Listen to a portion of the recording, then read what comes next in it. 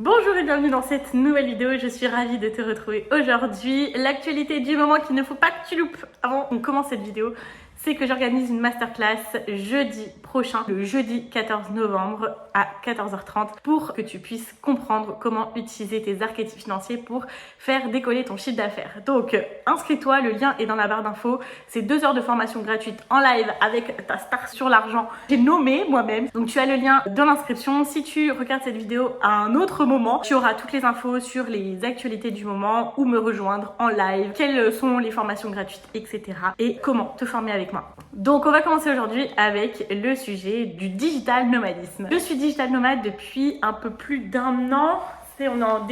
On est en novembre, j'ai quitté mon appartement l'année dernière, fin août. Du coup, il s'est passé plein de choses, donc je n'ai pas de maison fixe depuis tout ce temps. Et en fait, si tu veux, moi, être digital nomade, c'était mon objectif depuis que j'ai vu les premières vidéos d'entrepreneurs en ligne il y a de ça 7 ans. Quand j'étais en Nouvelle-Zélande en tant que fille au pair, je découvre le monde de l'entrepreneuriat, je trouve toutes les vidéos, même les vidéos les plus, je vais pas dire le mot parce que je sais pas si je vais pas me faire striker par YouTube, mais les vidéos les plus accrocheuses possibles et inimaginables comme on en faisait bien à l'époque, bah moi ça m'a vraiment donné envie d'entreprendre et ça m'a ouvert un monde nouveau où je me suis dit en fait c'est possible d'entreprendre, d'être libre, tout en voyageant, tout en étant heureuse, tout en faisant mes projets. Et moi, c'était mon objectif numéro 1 depuis que j'ai vu ça, c'était de développer mon business pour pouvoir partir vivre à l'étranger et être digital nomade. Et donc, ça a été accompli parce que j'ai ouvert mon auto-entreprise en 2020. Pendant 2 ans, j'ai un petit peu vivoté. Il y a de ça un peu moins de 2 ans, j'ai commencé vraiment à prendre le sujet au sérieux. Et je me suis rendu compte que ce qui m'empêchait vraiment de vendre sereinement, c'est que je ne me connaissais pas assez avec l'argent. Même si j'étais spécialisée dans le domaine du budget, j'ai découvert mes archétypes financiers. Ça a été une révolution totale pour moi.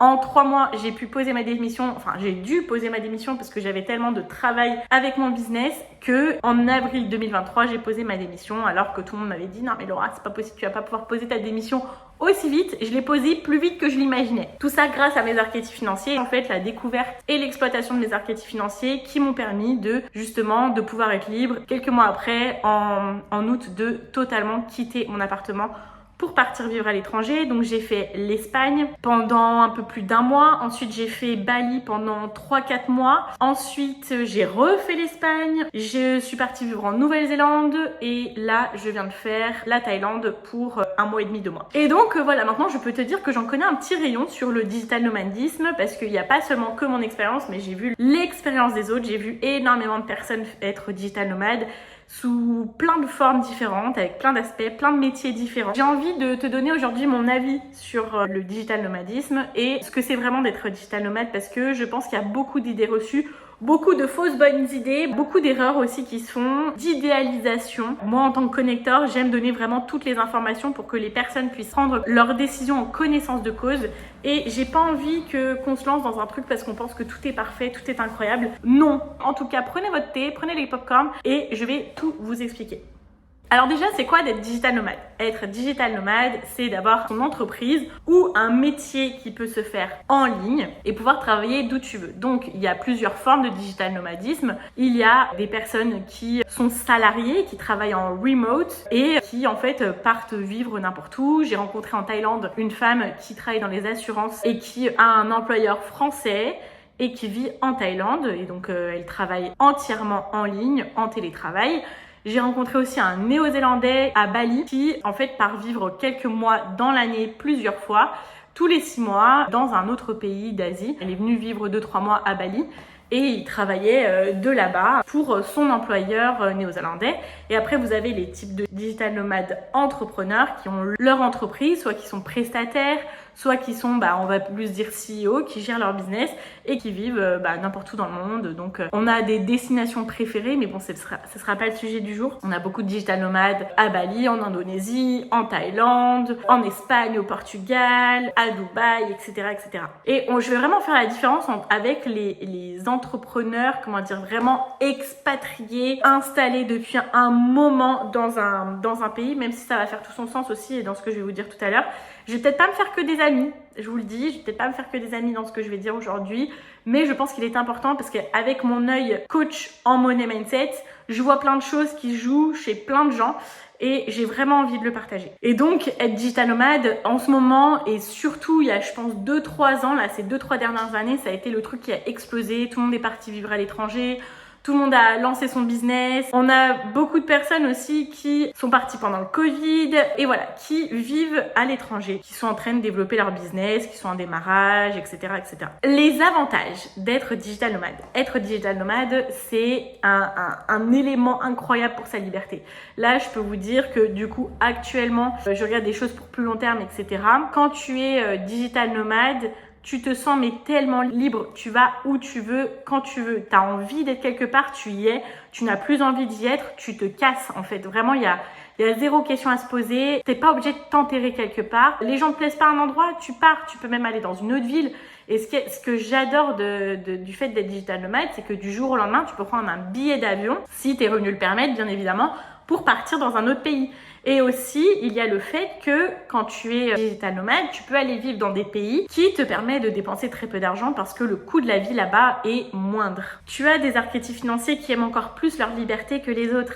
La Maverick, bien évidemment, la Maverick, elle aime tout brûler pour tout recommencer, elle est galvanisée par la nouveauté, c'est une éternelle débutante. Donc quand t'es Maverick, je pense que être digital nomade peut énormément te plaire. La célébrité qui va adorer aller bénéficier de services haut de gamme pour pas très cher dans des pays qui sont en développement, des pays d'Asie, etc. Et qui va adorer justement vivre cette vie de luxe qu'elle peut-être ne peut pas s'offrir tout de suite en France. Tu as la romantique qui aime vivre sa vie selon ses règles, qui veut juste vivre sa vie avec du plaisir et donc qui va adorer être tout le temps au soleil, voir des plages tous les jours, vivre une vie qu'en France elle ne pourrait pas forcément avoir. Il y a donc les voyages, il y a la découverte, il y a le climat, la chaleur, d'être tout le temps dans un pays chaud. Enfin, c'est juste un changement radical quand toi, tu es au soleil, que tu vas te baigner, que tu as la piscine, que tu es toute bronzée, que tu passes ta vie en robe et que tu vois que tes amis et ta famille en France, ils sont là en train de se les cailler. Bah franchement, là, quand tu y es, tu te dis mais ouah, mais quelle vie incroyable j'ai en fait. Quelle vie incroyable je vis. Et donc, ça, c'est plein d'avantages du fait d'être digital nomade qui sont juste incroyables. Un dernier avantage que j'ai vraiment noté par rapport au fait d'être digital nomade, c'est par rapport à ton audience, ça te donne une crédibilité incroyable. Surtout si tu es coach business, si tu es coach dans l'argent, si tu es coach ambition, confiance en soi, etc. Voyager, forcément, quand tu fais des choses, ça te donne une crédibilité. Comme je parle du sujet de comment est-ce que tu fais pour gagner plus, bah forcément, quand les gens ils voient que je voyage toute la sainte journée et que je prends des Airbnb, par exemple, là actuellement, je suis dans un Airbnb que j'ai pris pendant 1 mois. On sait que les Airbnb, ça coûte cher. Je veux dire, actuellement, mes logements, ils me coûtent tous minimum 1 000 € par mois.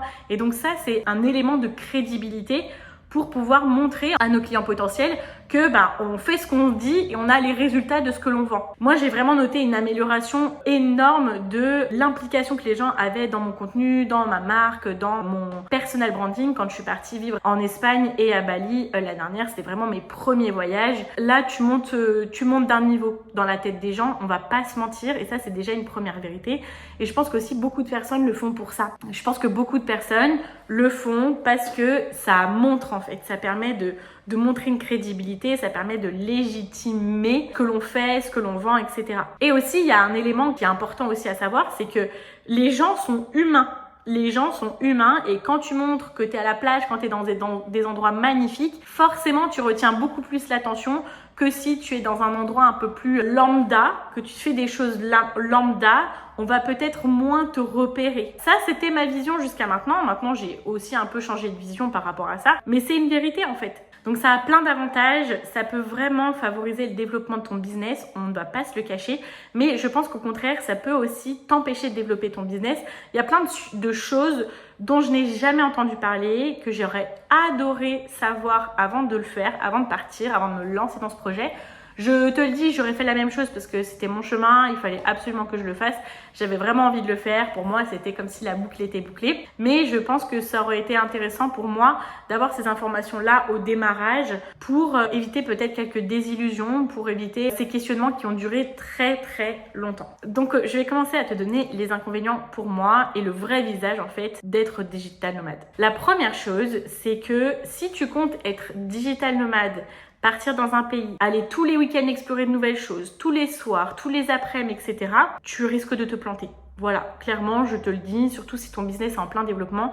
Il y a plein de gens qui viennent à Bali, et j'en ai vu beaucoup, Bali, c'est le meilleur exemple. Il y a plein de gens qui viennent à Bali et qui repartent, ils sont toujours au même stade. Ils viennent parce qu'ils touchent le chômage, ça, faut qu'on en parle. Il y a beaucoup d'entrepreneurs au chômage, C'est pas un reproche, c'est pas une remarque, mais je vous invite vraiment à garder un œil critique sur ce que vous voyez chez les entrepreneurs.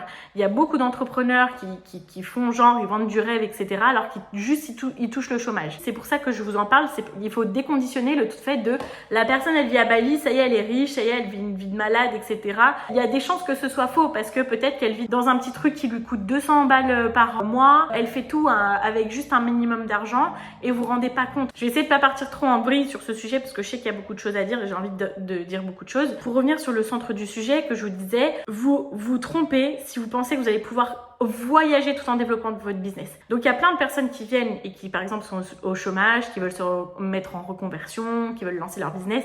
C'est génial. Il n'y a rien de mieux que de changer d'environnement pour pouvoir opérer des changements aussi radicaux. Par contre, j'ai rencontré des personnes qui viennent au chômage et qui se mettent à dire oui à tout et qui passent leur journée à explorer, partir en randonnée, aller à la plage, faire du surf, faire toutes ces choses qui n'ont absolument aucun rapport avec l'entrepreneuriat. Ou par exemple qui partent à Ubud. Ubud, c'est un peu la capitale spirituelle de Bali, pour faire des retraites spirituelles, pour se trouver, etc. Et en fait, c'est des personnes qui sont énormément en quête de sens, des personnes qui veulent se trouver, qui ne se connaissent pas encore assez dans ce nouveau rôle d'entrepreneur et qui du coup passent leur temps à chercher des informations, à se former, à se développer, mais qui passent pas assez de temps à mettre en place des choses.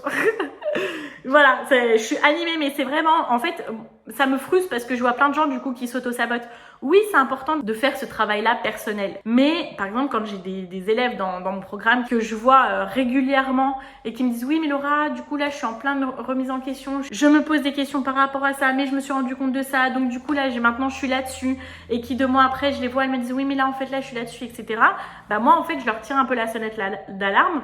Je leur tire un peu les couettes aussi et je leur dis mais ne deviens pas une spécialiste du fait de te former, d'apprendre à te connaître, d'aller toujours plus en profondeur, etc. Oui, c'est important. Ce que je donne dans mon programme, il y a un élément où tu vas vraiment en profondeur, mais au bout d'un moment, il faut faire. Au bout d'un moment, il faut mettre en place des choses. Je regardais tout à l'heure une vidéo de Yomi Denzel que j'apprécie énormément en fait ce qu'il partage, où il disait quand tu apprends, le truc qui change les choses, c'est si tu les mets en place dans ta vraie vie. Donc au lieu de partir à Bali, passer ton temps à faire des retraites spirituelles, à prendre sur toi, à faire des rituels, faire tout ce que tu veux et te dire bon bah oui mais je vais avoir les informations qu'il me faut pour développer mon business, apprends un coup, fais, mets en place. Les choses vont se sceller en toi quand tu les auras mises en place parce que c'est important de changer son mental, oui, comme je te dis, ça fait 80% du travail, mais si tu fais pas les 20 derniers pourcents du travail qui sont de faire, de prendre confiance en ta capacité à faire les choses, à avancer, à évoluer, à devenir cette personne-là que tu es en train de changer toi dans ton mindset,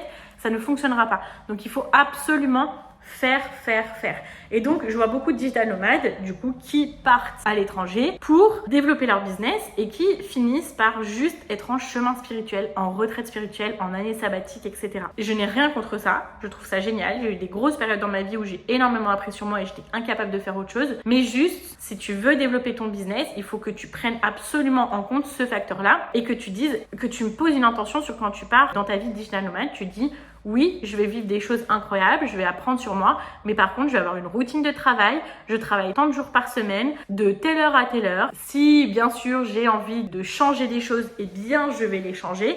Mais par contre, j'y vais pour bosser. Et là, tu vas pouvoir accéder à la partie, par exemple, je te donne encore l'exemple de Bali, à la partie incroyable de Bali où tu as plein de coworking, où tu as des ambiances de travail qui sont juste génialissimes. Je pense que j'ai jamais été aussi productive que dans les coworking à Bali. Là, tu vas pouvoir rentrer dans ce monde incroyable de la productivité à Bali parce que tout est fait pour les entrepreneurs et pour les digital nomades. Donc ça, c'est la version du digital nomadisme que je t'invite à faire si tu veux vraiment avoir des résultats financiers. Je ne te dis pas qu'il ne faut pas que tu découvres, je ne te dis pas qu'il faut pas que tu explores, mais quand je suis partie l'année dernière, j'étais en plein développement. Il y avait tout le monde qui me disait oui mais Laura, mais on voit pas de paysage, et t'as pas exploré ci, et t'as pas exploré ça. Et j'ai dit en fait moi je suis pas venue pour ça. Je suis pas venue pour passer mon temps à explorer, faire des éléments culturels, faire des visites, tout ça. Ça viendra à un autre moment, mais là pour l'instant je suis pas en vacances. Je suis en train de bosser et de développer mon business et je suis allée dans un endroit très propice à mon développement, tout simplement. Et c'est pour ça qu'aujourd'hui, c'est comme ça que je veux faire et continuer à faire. C'est peu importe où je suis en mode travail avec les avantages de l'endroit où je suis. Et après, je prends des vraies vacances où là, j'explore, où là, je vis la Dolce Vita. Ensuite, et c'est là où je ne me fais peut-être pas des amis, j'ai vu beaucoup de personnes qui ont un mindset de pauvre en étant digital nomade. Peut-être que ça va piquer certaines personnes quand elles vont me regarder, mais si vous avez regardé ma vidéo, si vous avez cliqué sur ma vidéo Madame Manifestation, c'est parce que vous voulez plus d'argent. Donc, parfois, il faut qu'on se dise les vraies choses. J'ai vu des personnes, notamment dans des pays d'Asie, qui bénéficient du fait que dans certains pays d'Asie, tu peux vivre avec très peu d'argent, qui en fait tout simplement se contentent du minimum. Ouais, ils sont dans le mindset de pauvre et ils sont dans le manque toute la journée. C'est pour ça que moi j'ai eu la première désillusion en me disant ouais, je vais arriver à Bali, je vais rencontrer plein de gens qui font un maximum d'argent, etc. Franchement, je pense que 90% des gens qui sont à Bali gagnent moins que toi en France, mais vraiment. Et ça fait des années que ces personnes-là, elles sont installées à l'étranger. Et en fait, comme la vie là-bas n'est pas très chère, ça peut pousser certaines personnes à juste se contenter du minimum. Je te dis pas qu'il faut absolument aller chercher plus, hein, si tu veux juste te contenter du minimum, vivre ta vie tranquille et tout, moi je vois aucun souci. Mais encore une fois, je te dis, si t'es là, c'est parce que tu veux plus. Le fait que t'as pas besoin de beaucoup pour vivre, déjà t'as pas d'urgence financière, parce que tu peux vivre avec 1000 euros. Moi j'ai rencontré des personnes qui m'ont dit, je vis avec moins de 1000 euros à Bali. Et c'est massage toutes les semaines. Bien évidemment, t'as accès à tous les endroits les plus incroyables et tout. Mais par contre, quand tu vois leur logement, c'est des trucs un peu miteux, ils ont pas de maison, c'est une autre vie. C'est un autre mindset. Mais du coup, c'est un mindset de pauvre. Et moi, je l'ai beaucoup remarqué. Et je me suis dit, en fait, il y a plein de gens, ils viennent parce que ça leur coûte pas cher. Ils font genre, ils développent leur business, mais en fait, ils développent que dalle. Waouh, je suis méchante. Mais le truc, c'est, je veux pas être méchante du tout, mais il faut dire la vérité. Et du coup, je te le dis, attention à ça. Parce que il faut que tu restes ancré à ta vision et à ce que tu veux. Si tu veux faire du 10 000 euros par mois parce que tu as des projets à financer, eh bien, il faut que tu restes dans cet environnement-là. Et tu peux tomber dans des environnements de mindset de pauvre n'importe où. Tout dépendra à chaque fois de avec qui en fait tu passes le plus clair de ton temps. Et je vais te donner une anecdote. Je te donne encore l'exemple de Bali parce que c'est là aussi où je suis restée le plus longtemps. Je suis partie pour me faire un réseau. Et je me suis dit, ouais, je vais être entourée de plein d'entrepreneurs qui font un max d'argent, etc. J'ai eu la désillusion au début et je rencontrais des gens qui pouvaient devenir des amis. Ils étaient très sympas, sauf que je voyais qu'ils n'avaient pas l'ambition qui les poussait. Oui, ils travaillaient sur des projets, tout ça, mais moi je voyais quand je leur partageais mon chiffre d'affaires qu'ils étaient là en mode ok. Avec ma copine Audrey, on avait loué un Airbnb, on n'était pas contente de la prestation du Airbnb. Les gens nous demandaient, on l'expliquait, et les gens nous ont pris pour des folles, pour des petites princesses, etc. Mais sauf qu'on avait payé le Airbnb 2800 € à deux. Bah nous, on voulait de la prestation haut de gamme parce qu'on paye du haut de gamme en fait. Et je voyais que ça challengeait certaines personnes parce que oui, c'est des entrepreneurs à Bali, mais en fait, eux, ils vivent avec presque rien. Ils continuent à vivre dans des auberges de jeunesse, ils n'ont pas pour projet de changer. Encore une fois, c'est ok, je ne juge pas leur projet de vie, je juge le fait que si tes objectifs c'est d'aller très loin, il faut absolument que tu fasses attention à l'entourage que tu te crées. Moi je me disais mais je vais pas arriver à me faire des amis parce que du coup je me bloquais un peu d'investir mon temps avec des personnes comme ça, même si elles étaient incroyablement sympathiques. Mais mon but moi en allant là-bas c'était de rencontrer des entrepreneurs qui me montent vers le haut, qui me poussent, etc. Et en fait 90% des gens que je rencontrais, c'était pas forcément ça. Donc c'est important d'en parler. Autre désavantage, c'est la désillusion en termes de, pareil, niveau de vie. Si tu veux vivre bien dans certains pays d'Asie, aujourd'hui, on n'est plus sur les prix de ce qu'on nous annonçait il y a 4-5 ans, de à 450 € par mois, tu peux te prendre une villa à Bali. Ça, c'est faux. Aujourd'hui, si tu veux une belle villa à Bali, c'est du 1000-1500 €.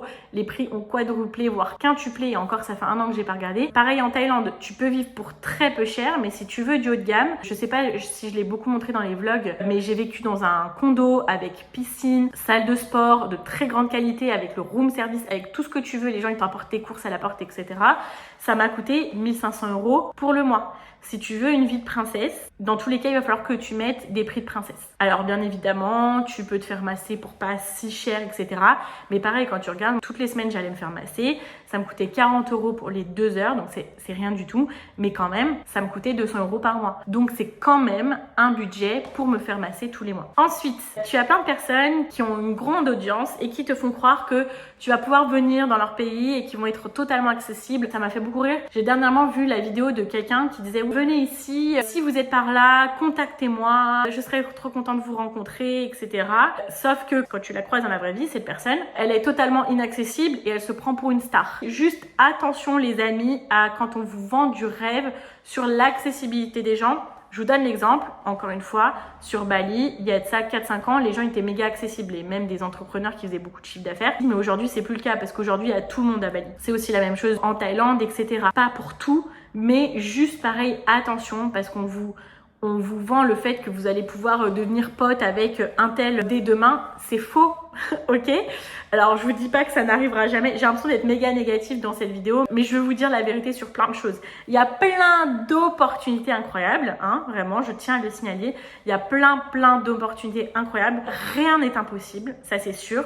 Mais je me dois de vous dire la vérité parce que moi j'ai eu plein de désillusions, parce que moi j'ai vu plein de choses qui m'ont un peu choquée et je pense que c'est important de rétablir la vérité. Dernier des avantages pour moi sur le fait de vivre une vie de digital nomade, c'est la fatigue. Il ne faut pas sous-estimer la fatigue qu'entraîne le fait de changer de pays tous les 2 ou 3 mois ou de changer de ville toutes les semaines, etc. Quand tu veux développer un business, il faut que tu aies la totale possession de tes capacités, de ton énergie, etc. C'est pour ça que voilà, vous voyez des vlogs où j'essaie de me poser parce qu'au bout d'un moment, en fait, là, maintenant, je suis fatiguée. Je suis fatiguée de tout le temps bouger. J'ai l'impression d'être un peu une petite fille gâtée, etc. Mais bon, c'est la vie que j'ai choisi de vivre. Je voulais la vivre, je ne regrette pas. Mais par contre, maintenant, là, je veux me poser. Je veux juste me poser. Je veux avoir ma maison. Je veux pouvoir avoir mes plantes, prendre soin de mes plantes. Je veux aller me promener tous les matins dans la même promenade. Je veux m'inscrire à des activités. Je veux me retirer toute cette charge mentale d'à chaque fois trouver le meilleur endroit pour faire les courses. À chaque fois savoir comment le ménage va être organisé. Est-ce qu'il y a quelqu'un qui vient? Est-ce que c'est moi qui le fais? Je veux plus avoir à réfléchir à où est-ce que je vais me garer. Purée, il faut que je fasse mes valises et qu'est-ce que je mets dans ma valise et où est-ce que je vais pouvoir laver mon linge? Est-ce qu'il faut absolument que je trouve un truc pour que je puisse savoir de quoi laver mon linge ou alors il faut que j'ai une laverie, etc. Tout ça, c'est des choses qui me fatiguent. Voilà, je ne regrette pas. Il y a la possibilité de faire plein d'épisodes là-dessus, mais je regrette pas ma vie de digital nomade. Mais là, aujourd'hui, vraiment, c'est un besoin viscéral de retrouver une stabilité, de pouvoir être ancré quelque part. C'est là que je vais aussi vous emmener vers un conseil. C'est d'aussi apprendre à vous connaître plus en profondeur, par exemple via votre Human Design. Moi, je sais qu'en Human Design, je suis ermite et caverne. Ok? Donc du coup, il n'y a pas besoin d'explication, j'ai besoin d'être dans mon cocon. Alors maintenant, aujourd'hui, j'ai la capacité à me sentir chez moi, n'importe où, quand tu veux, etc. Donc là, ça fait 2 jours que je suis arrivée dans mon Airbnb, moi je dors comme un loir de partout. Sauf que forcément, au bout d'un moment, j'ai besoin que mon cocon soit un vrai cocon. J'ai besoin que mes racines puissent s'ancrer pour de vrai, pour que je puisse développer mon business comme je le souhaite, pour que je puisse prendre soin de moi, m'enlever plein d'éléments qui sont sur ma charge mentale actuellement. Donc je vous invite à apprendre à vous connaître sur le Human Design, à savoir si vous êtes des personnes qui sont plus force de proposition dans vos vies ou qui ne le sont pas ou qui prennent plus les forces de proposition extérieures. Moi, c'est pour ça aussi que j'explore très peu parce que en tant que manifesting generator en Human Design, c'est pas moi qui vais programmer mes voyages, etc. J'ai jamais organisé un seul de mes voyages. Quand je voyage, j'arrive là-bas et je me dis bah tiens, qu'est-ce que je fais aujourd'hui? Quand je suis arrivée en Nouvelle-Zélande, j'avais toutes mes copines qui me disaient ouais, t'as fait ta checklist sur les trucs que tu veux faire absolument. Et moi, je leur ai dit mais pas du tout. Enfin, vous faites ça vous? Et en fait, moi, je suis partie en voyage avec mes copines qui me disaient ah bah tiens, moi je veux faire ça, je veux faire ça. Moi, j'ai suivi le flow. Donc du coup, ça c'est important aussi d'apprendre à vous connaître pour savoir ce qui vous convient le mieux sur votre façon de voyager. Je vous dis pas qu'il faut pas voyager, mais je vous dis qu'il y a plein de façons d'adapter les choses et vous êtes juste en possession de savoir comment est-ce que vous voulez le faire et quelles sont vos priorités, quelles sont vos intentions. Pour terminer, je vous donne aussi ce dernier conseil qui est suivez vos propres rêves. Suivez ce qui vous touche à vous, ce que vous avez envie de faire. Donc vraiment, faites-vous confiance. C'est pas parce qu'il y a 800 personnes qui font les choses d'une façon que vous devez absolument faire les choses de la même façon. Si vous avez envie de partir voyager juste une fois dans l'année, faites-le. Si vous avez envie d'être digital nomade en Irlande, allez en fucking Irlande. Vous voyez, vraiment faites ce que vous voulez faire. Suivez vos rêves à vous. Pour avoir discuté avec beaucoup d'entrepreneurs, je sais qu'il y a plein d'entrepreneurs qui ont dit j'ai pris les rêves des autres. Je sais pas si moi j'ai pris les rêves des autres en voulant être digital nomade parce que c'est un truc que je voulais faire depuis 7 ans. J'ai réalisé mon rêve, sauf que maintenant je me rends compte que j'ai envie d'autre chose. Donc j'ai réalisé ça, maintenant j'ai envie d'autre chose, j'ai envie d'être posée. Voilà, écoutez, j'espère que cette vidéo vous a plu. N'hésitez pas à aller vous inscrire dans ma prochaine masterclass qui est gratuite où vous allez pouvoir découvrir le potentiel de vos archétypes financiers pour pouvoir développer votre chiffre d'affaires. C'est le meilleur endroit pour qu'on puisse discuter. Je serai en live, je pourrai répondre à toutes vos questions. Et puis si vous avez des recommandations de nouveaux sujets que vous avez envie que j'aborde, n'hésitez pas à me le dire en description. N'hésitez pas à vous abonner, ça me soutiendra et ça soutiendra la chaîne qui est en plein développement. Ou alors, du coup, à mettre un pouce vers le haut pour montrer que cette vidéo vous a plu. Je vous dis à très vite. Bye bye. Excuse-moi, je sais que d'autres avant moi ont fait le test et qu'ils n'ont pas aidé mes plans, mais je t'en prie, reste. Laisse-moi t'ouvrir.